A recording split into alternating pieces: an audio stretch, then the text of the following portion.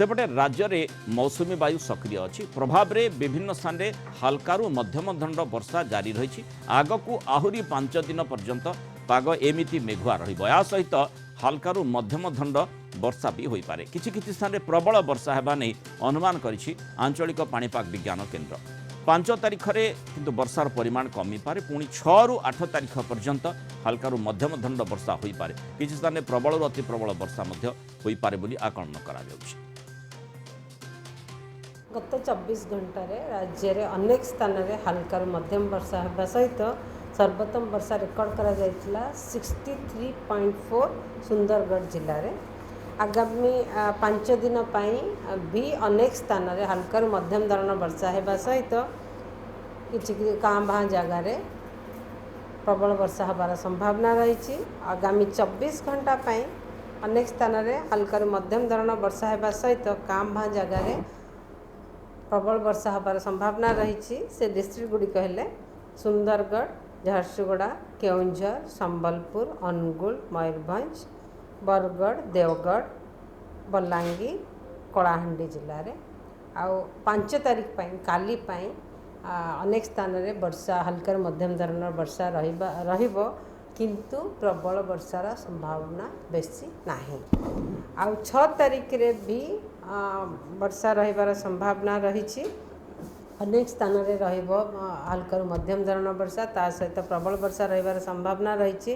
Day 4 माने 7 तारिख रे अधिकांश जगार हल्का मध्यम धरण वर्षा रहिबा सहित गोटे दुटा जगार प्रबल रु अति प्रबल वर्षा रहिबार संभावना रही। आ 8 तारिख रे भी हल्का मध्यम धरण वर्षा होगा सहित अनेक स्थान में वर्षा होगा सहित गोटे दुटा जगार किसी डिस्ट्रिक्ट गोटे दुटा जगार प्रबल वर्षा होबार संभावना रही। अधिक आलोचना करबा आम सहित वरिष्ठ पाणीपाग विज्ञानी प्रोफेसर संदीप पट्टनायक जोड़ी प्रोफेसर पट्टनायक स्वागत करबा आलोचना को। वर्षा जारी रही मौसुमी जनित ये हूँ वर्षा किंतु जो घूर्णिबलय कथा कह जाउछि पछकु पछ अधिक घूर्णिबलयर संभावना कथा आकलन करा जाउछि। नमस्कार। हाँ, वर्तमान आमर जो नेक्स्ट 10-12 दिन आसुची पछकु पछ घूर्णिबलय लघुचाप क्षेत्र रहिबार संभावना रहउची जार प्रभाव रे वर्तमान जो आमर मनसून निम्नचाप रेखाटा उत्तर भारत पूर्व भारत रे वर्षा करउची से धीरे धीरे दक्षिण मुहा हबो आ ता प्रभाव रे वर्षार परिमाण जो केंद्रीय भारत उत्तर भारत रे होउची तार प्रभावटा वर्तमान आमर जो दक्षिण भारत पूर्व भारत को व्यापीबो आ सेटा ओडिशा पई कि भी बहुत भलो सूचना रहिबो। मते लागुची 6 रु जो 8 समय रहिबो ओडिशा रे भलो वर्षा रहिबो आ नेक्स्ट भी जो 24 रु 48 घंटा आसुची उत्तर आमर ओडिशा जिल्ला माने से माने भी भलो वर्षा पाइबे। तेणु तापर भी गोटे लागुची आ गोटे घूर्णिबलय कि लघुचाप क्षेत्र मध्य भाग आड़े सृष्टि हबो। तेणु बहुत भल सूचना रही वर्षा परिप्रेक्षी ओडिशा में।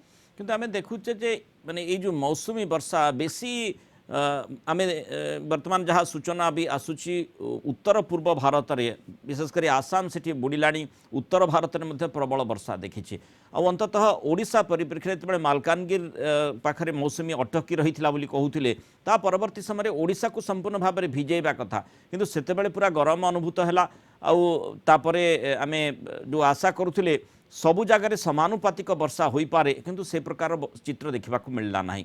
एबे भी विभिन्न स्थान रे नियंटिया वर्षा देखुचे। आज्ञा आज्ञा सेटा गोटे मनसून रो प्रॉपर्टी गोटे अनियमितता डिस्ट्रीब्यूशन रे बेले थाए किंतु हमें 4 मास आकलन कले लागुचे ओडिशा भल वर्षा पाइबो आ वर्तमान उत्तर ओडिशा जो नेक्स्ट 48 घंटा आसुची पर्टिकुलर जो सुंदरगढ़, संबलपुर, देवगढ़ जोरा हमर छत्तीसगढ़ पार्श्ववर्ती और झारखंड पार्श्ववर्ती जिला माने भल वर्षा पाइबे किंतु 6 रु जो 8 भितर टिके विस्तृति वर्षा रहिबो और सेमती जो आमर फॉलोअप सिस्टम आसुची से भी संपूर्ण ओडिशा जिला माने वर्षा पाइबे। जो लगाण वर्षा अत्यधिक जो सरप्लस रेन आम आशा करूँ से कि गोटे शक्तिशाली लघुचाप क्षेत्र सृष्टि हवा दरकार आईटा वर्तमान माने होनी मैटेरियलाइज होनी देखिबा मध्य भाग आड़ को लगुच सिस्टम टा टिके घनीभूत हम तेणु वर्षार प्रभाव से बढ़ी पारे प्रशांत महासागर अपेक्षाकृत शांत रही।